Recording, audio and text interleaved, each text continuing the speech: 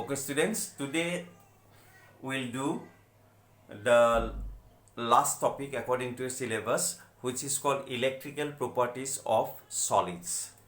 Now, what are the electrical properties of solid? Based on electrical property, solids can be classified into two types. Some solids are called conductor, some solids are called semiconductor, and some solids are called insulator. So there are three types of solids you will get based on the electrical property. Some solids are said to be conductor, some are called semiconductor, and some are called insulator. Now, what type of solids are said to be the conductor? I mean the substances, the solid which can conduct electricity, they are called conductor 1. I mean the substances, the solid which can pass electricity through it, that is called conductor. And there are two types of conductor. One is called metallic conductor,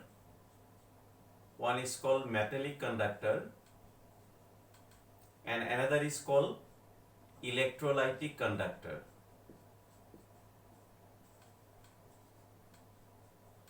One is called metallic conductor and one is called electrolytic conductor.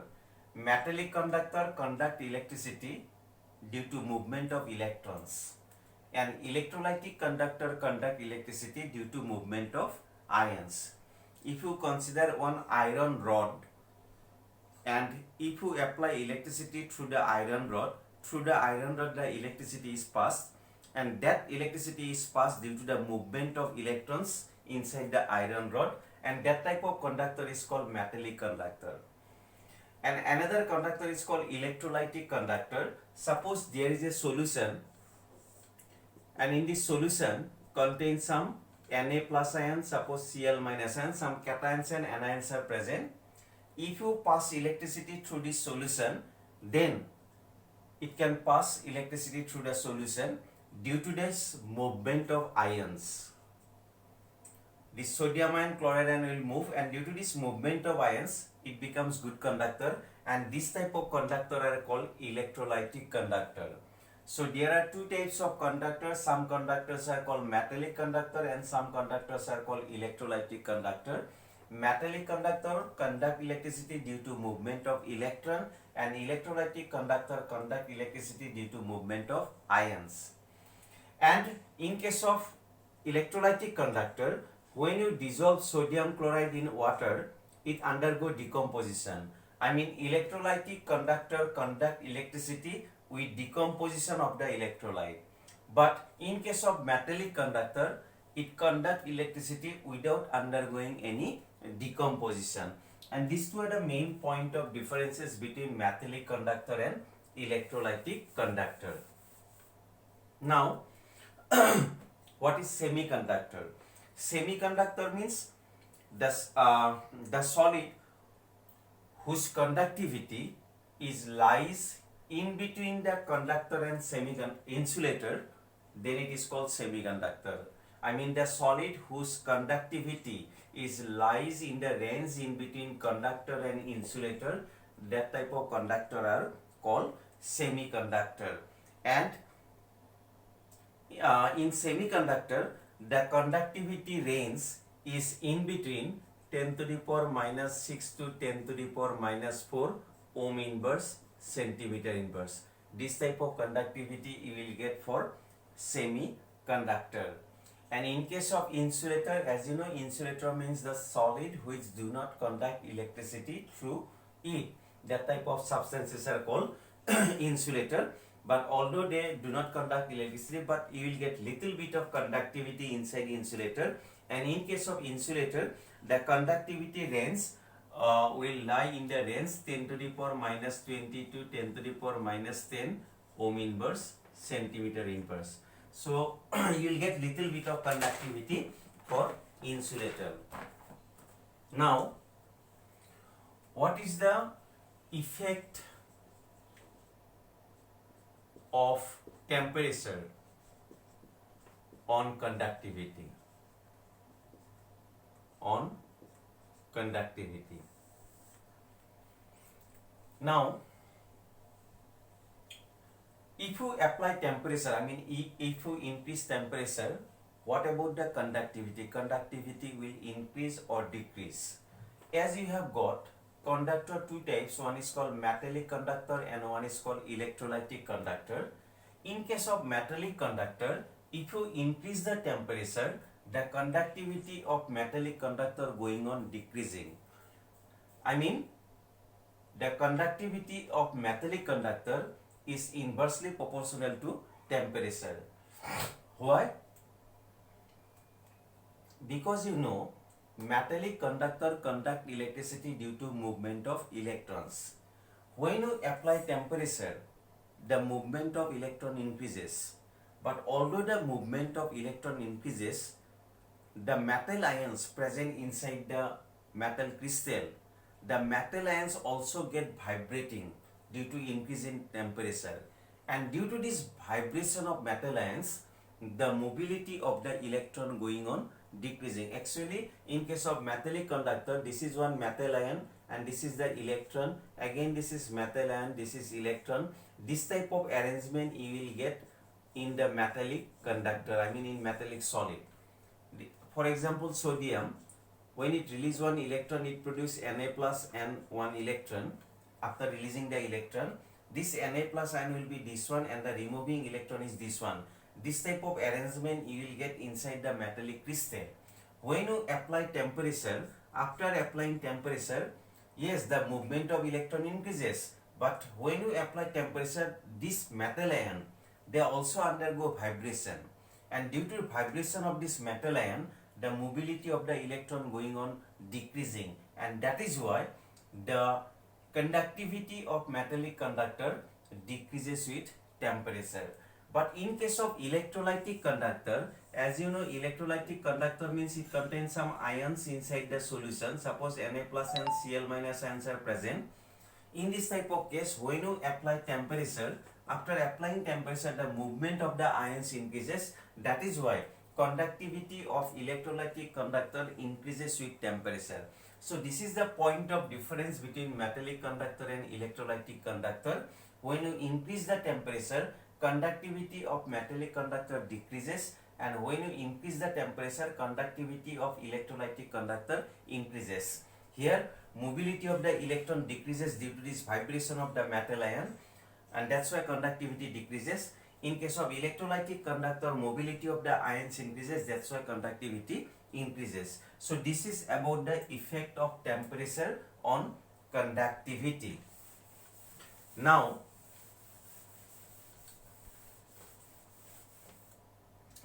mechanism of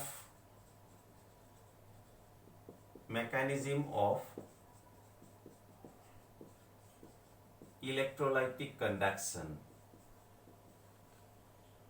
Mechanism of electrolytic conduction. From this mechanism, you will get the idea what type of solid will act as good conductor, what type of solid act as semiconductor, or what type of solid will act as insulator. That idea you will get from this mechanism of electrolytic conduction. Actually, the conduction of most of the solid is due to this electron movement. Since the conduction of the solid is due to electron movement under the presence of electric field, so conductivity depends on the number of valence electron. Now, if you consider, suppose sodium metal, if you consider this one, sodium contain this type of configuration 281, and in terms of electronic configuration, when you write the configuration 1s2, 2s2, 2p6, 3s1, this is the electronic configuration of sodium. When you consider the sodium crystal, inside the crystal, number of sodium atoms will be present. So this is one of the sodium atom. Similarly, another sodium atom contain the electronic configuration 1s2, 2s2, 2p6, 3s1. So every metal atom contain number of orbitals like this, and when the metal atoms are combined inside the crystal, then these atomic orbitals also undergo combination, and when this atomic orbital undergo combination, due to this combination of the atomic orbitals, they will form some molecular orbitals, and when 1s combine with 1s, it will form one molecular orbital. When 2s combine with 2s, it will form molecular orbital, and these molecular orbitals are closer in their energy, and due to closeness of energy, they will form a band, B-A-N-D, band. Actually, band means nothing. It is the combination of the molecular orbitals. So, when these orbitals combine, they will form a band which is called the field band. Why it is called field band? Because they are filled by the electrons. This is called a field band. So 1s combined with 1s, they will form a band. 2s combined with 2s, they will form some molecular orbital. 2px combined with 2px, they will form some molecular orbital. And these molecular orbitals have closer in their energy, and due to this closeness of energy, they will form a band which is called field band. As you know, 3s1, this is called valence electron. This valence orbital also combined with this valence orbital, they will also form a band which is called valence band, and this is called the valence band, and this valence band may be filled up or it may be half filled. This is called valence band, which is formed by the combination of valence orbitals. And as you know, this is 3s means this is third cell. It contains some vacant orbital also, like 3p, 3d. These are called vacant orbital because they do not have any electrons. They have 0 electrons. This vacant orbital also undergo combination to form some molecular orbitals, and that molecular orbitals will form a band which is called the conduction band. Which is called conduction band. So this field band is produced by the combination of filled atomic orbitals. This valence band is produced by the combination of these valence orbitals, and the conduction band is formed by the combination of the vacant orbitals. Now, actually band means nothing. It is the combination of the molecular orbitals. 1s combined with 1s to form some molecular orbital. 2s combined with 2s, they form some molecular orbital. 2p combined with 2p, they form some molecular orbitals, and these molecular orbitals have closer in their energy. That's why they will form a band which is called field band. Similarly, this valence orbital combine to form some molecular orbital, and that molecular orbital will form a band which is called valence band, and the vacant orbital will form some after combination, they will form some molecular orbital, and they will form one band which is called conduction band. And there is a energy gap between this valence band and conduction band, and this gap is called forbidden zone. This is called forbidden zone. Now, whether the solid will be good conductor or insulator or semiconductor, it depends on this gap. It depends on the forbidden zone. If the gap is small, if the gap is smaller, then some of the electron can jump from valence band to conduction band. And when the electron can jump from valence band to conduction band, then that type of solid will act as conductor. In case of metallic solid, the gap in between the conduction band and valence band is very small. That forbidden zone is very small for metallic conductor, and that is why the electron can easily jump from valence band to conduction band, and that is why metallic conductor becomes a good conductor. They can conduct electricity easily. Now, in some solid, the gap between the conduction band and valence band is large, and due to large forbidden zone, the electron cannot jump from the valence band to the conduction band, and that type of solid will act as insulator. And if the forbidden zone lies in between insulator and if the forbidden zone is not so high, not so small, if is in between the conductor and insulator, then that type of solid will act as insulator. So this is called the mechanism of electrolytic conduction, and this mechanism of electrolytic conduction you can explain by applying this band theory. Actually band means nothing, it is the combination of some molecular orbitals, because as you know, in case of metallic solid, the metallic solid contain number of metal atoms, and every metal atom contain number of orbitals. This atomic orbital can combine with one another to form some molecular orbitals, and these molecular orbitals will form some band. You will get three types of band: field band, valence band, conduction band. The field atomic orbital, when combined, they will form some field molecular orbital and they produce the field band. Valence orbital, when they combine, they also form some molecular orbital which produce the valence band, and the empty orbital, they also can combine to form some molecular orbital which form a conduction band. So three types of band you will get, and there is a difference, there is a gap in between the valence band and conduction band. If the gap is small, it will act as conductor, the electron can easily jump from valence band to conduction band. If the forbidden zone is large, if the gap is large, then the electron from the valence band cannot jump to the conduction band, then that type of solid will act as insulator. So by applying this band theory, you can explain what type of solid will act as conductor, what type of solid will act as insulator. So this is about the band theory. Now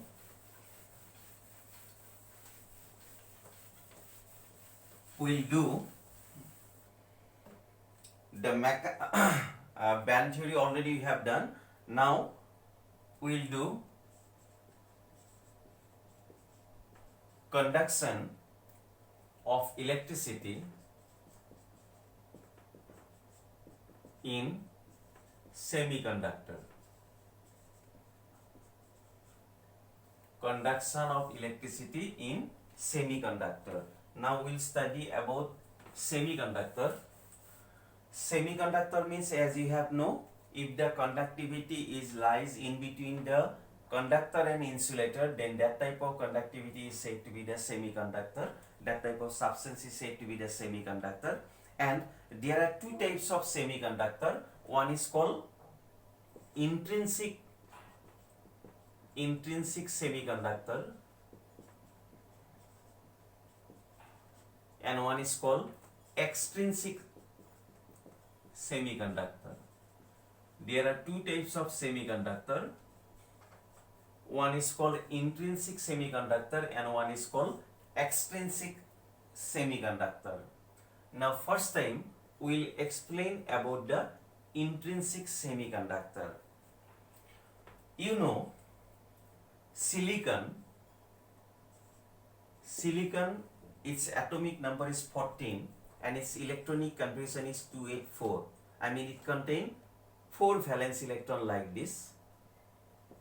And when silicon forms the crystal, since it contains 4 electrons, it will share with another 4 electrons of another silicon,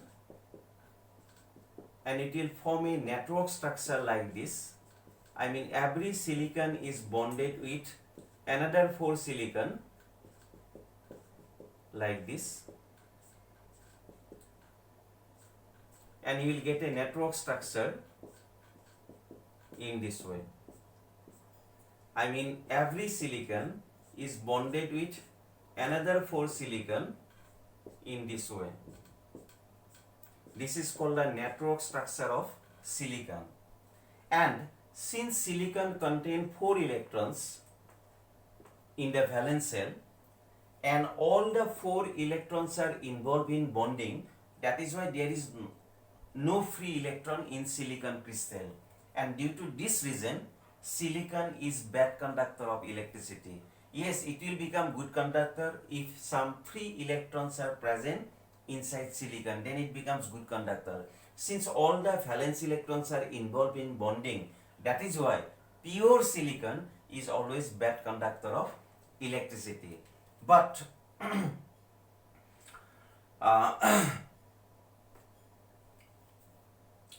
when you apply temperature when you apply some amount of temperature on this silicon crystal in this network structure, then what happen? The silicon atom get vibration due to increase in temperature, and when this silicon atom undergo vibration, then some of the covalent bond may break inside the crystal due to this vibration of the atoms. So when the atoms get vibrated, the bond will be weak and then the bond may be break. I mean, some of the electron from the covalent bond may release, and when the electron is released from a bond due to vibration of atom, then it produces one positive hole inside the bond, and due to presence of this positive hole, the electron can move from one bond to another bond, and due to this movement of electron, it becomes conductor, and this type of conductor is called intrinsic semiconductor. I mean, this type of conductor you will get when you apply temperature. Pure silicon, if the silicon is in pure state, then it is bad conductor because all the 4 electrons are involved in bond formation.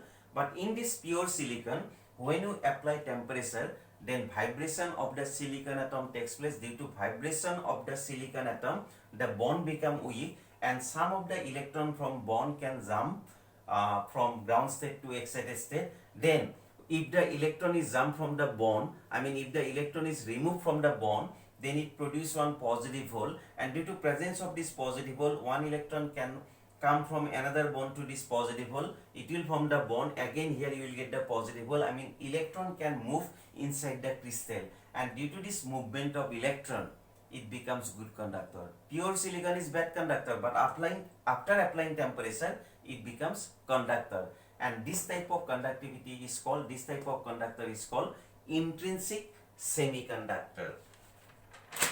Now I will explain about the extrinsic semiconductor. What is extrinsic semiconductor? Now this is one of the silicon crystal, and as you know, pure silicon is bad conductor of electricity. Now this silicon crystal, you can make it conductor by applying some impurities. So how do you apply the impurities? Suppose one of the silicon atom is doped by one boron atom. You know, boron is present in group 13 and silicon is present in group 14. Silicon contains 4 valence electron, boron contains 3 valence electron, and due to presence of 3 valence electron of boron, it can form 3 bonds, and this bond it cannot form because it contains only 3 electrons in the valence shell. And due to presence of this impurity boron, due to less number of electron, it will produce some positive hole here. I mean deficiency of electron takes place, and when deficiency of electron takes place, then it becomes conductor, and this type of conductor is called p-type semiconductor. P-type semiconductor. P stands for positive because, and when silicon is replaced by boron, this is called doping, D-O-P-I-N-G. This is called doping system. I mean when some of the atom is replaced by another atom, then that process is called doping. I mean when silicon is doped by boron, then deficiency of electron takes place, and deficiency of electron will get positive charge, and that's why due to presence of this positive charge it becomes conductor, and this type of conductor is called p-type semiconductor. Similarly, if the silicon atom is doped by some electron rich impurities, like suppose silicon is replaced by phosphorus atom. As you know, phosphorus is present in group 15 in the modern periodic table, and phosphorus contains 5 valence electron. So 4 electrons will form 4 bonds, and the 5th electron will remain free. And due to this free electron, due to presence of this free electron, it becomes good conductor. And due to presence of free electron, it creates negative charge, and that's why this type of conductor is called N-type semiconductor. So there are 2 types of extrinsic semiconductor. One is called P-type and one is called N-type, and this type of conductor you will get by doping, I mean by applying impurities. When the atom present in the crystal is doped by another atom, then you will get this type of conductivity. If the impurity what you have applied, if the impurity is electron deficient, then you will get p-type semiconductor, and if the atom is doped by some electron rich impurities, then that type of conductivity you will get n-type semiconductor. If silicon is doped by boron, boron is electron deficient as compared to silicon, because silicon contain 4 valence electron, boron contain 3 valence electron. I mean, you dope by some electron deficient species, then it will conduct electricity, and that type of conductor is said to be p-type conductor. And if silicon is doped by phosphorus, phosphorus is electron rich impurities, because silicon contain 4 electron, phosphorus contain 5 valence electron.